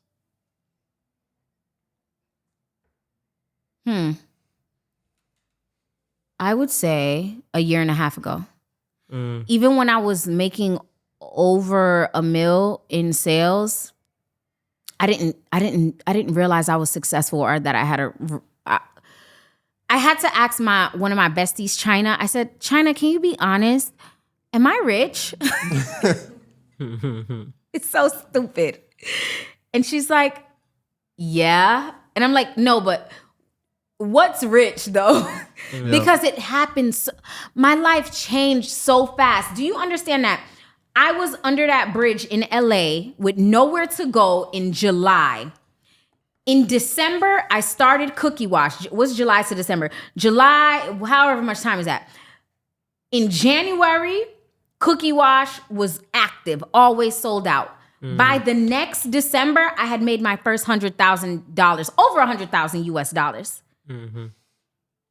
Like my life changed in months, like literally in months. It was crazy. I was single. I had nowhere to go. I had no business. And by the end of the year, I had a man. I had a business. I had my own place. It happened fast, so I didn't realize that I had money. I still would do regular stuff and not protect myself. All right. So what advice do you have for young entrepreneurs coming up, especially females, so that they can actually reach to your level? And also, someone was also asking, do you offer mentorship or guidance? No mentorship, no guidance. It's draining. I don't got time for people's problematic energy. You see, when I was depressed, well, not even depressed, when I was when I didn't have money, my mind was still rich. Yeah. A lot of you guys are not poor because of your bank account. You're poor because of your mindset. I don't need more people draining me. I need some people that's going to hold my hand and say, come on, let's climb to the top. Yeah. One thing my grandma always said, the more people you have on your back, the harder it is to reach the top of the mountain. True. I don't want no people on my back. Yeah. And your advice for the audience, the people watching? The small business owners, the Business upcoming owners, entrepreneurs. Be confident in you. Don't think of nothing as a mistake. Don't be ashamed of nothing. Fail happily. Anything you do that doesn't work out good, just be like, okay, I guess I'll try again. I don't know, guys. I'm just out here. Because no one can really judge you. Everyone is just trying. Even someone who is more, like I had an aunt who she's Miss Pish Posh. She has it together. Y'all Aquarius people, y'all swear y'all got it together. But anyways, facts, right? My aunt swore she had it together. Her husband would say, why don't you just get a job? I'm going to say, I'm not begging or nothing. I'm not begging you. So don't tell me what to do right now. Yeah. And when it's nothing wrong with her life for her, but there's something wrong with it for me. So you can't let people who are not in the place you want to be tell you how to live or how to go about getting what you want. So don't listen. Quiet the noise. Do what you got to do. Perfect. So that was Starr Dawkins, multi-millionaire, influencer, businesswoman. Wife. Housewife, big CEO. The big female boss. Right? Jet just landed. Yeah, jet My just husband's landed. here, coming to get me. Yeah, man. So thanks for being on the Billionaire Podcast. We're looking forward to Thank you, being on the billionaires. next Would you one. guys like to come to lunch in Italy? Of course. For sure. Right Okay. now, tomorrow. We're going to load up the jet right now. We're going to Italy. He'll be back tomorrow for the next interview. Peace. Winners win, man. Winners win. Tonight we're about to go do something. But on a real though. Alright guys, so everybody has been asking me what's the cost to run up the Billionaire Podcast, right? Now, right here, Monty has the biggest camera system. We have like a 4 to 6 camera system. Yeah. So that we can get the different angles, right? And we have like the pin-on mics. We just realized that, oh, by the way, the cameras is like over 2K per camera. That's like 300K JMD per 3.5s, 50, 1.5 mil. That's 1.5 mil already, right? Then, food and then this and then that. It's a lot. The list is just crazy. Lighting, lens. No, I'm just gonna give you guys just an idea of the cost by the fact that, we needed an extra pin-on mic because we realized that sometimes the guests come in like 2 and 3s and we want the full story. We don't want a piece of story. We want the full story, everybody's input, all of that, right? Now, we're getting the pin-on mic and we need some additional storage because we have a bunch of footage piled up right now. So, this external storage is 20 terabyte, which we're going to have to probably buy either like 5 more of this soon, right? Monty's saying yes behind the camera. And then we got the 2 pin-on mic that we're getting right now, 329. Total 707 times 707 times 150. 150, Cowboy P. Billy. This is 100,000 Jamaican dollars. Just for a pin-on mic and just for some extra storage. Plus we have multiple storage, multi-cameras. Right now it's late night. We're doing this for you guys, right? So be sure to like, share, subscribe to the pod. Go to the YouTube page, go to our Instagram page, follow us. This is to benefit you guys. This is for you guys to start to level up, to learn, to improve your business, personal life. Take some inspiration because the stories are just amazing, right? Be sure to get the Gift Me merch as well if you don't have the Gift Me merch as yet, right? Gift me a Billy, gift me a Millie, Ferrari, G-Wagon, whatever you want. You guys can even send us the ideas as well. Remember, a part of the proceeds is being donated to a charity of your choice. Comment the charity in the comment below. We're going to be looking through them, randomly selecting them, and see if we can buy some groceries, some school books, send some kids to school, help some people start their business, get off the ground. This is to go back to you. We're donating a part of the proceeds back to you, right? So keep supporting us. Y'all know the vibe. Super blessed, super rich. The Billionaire Pod, the biggest pod.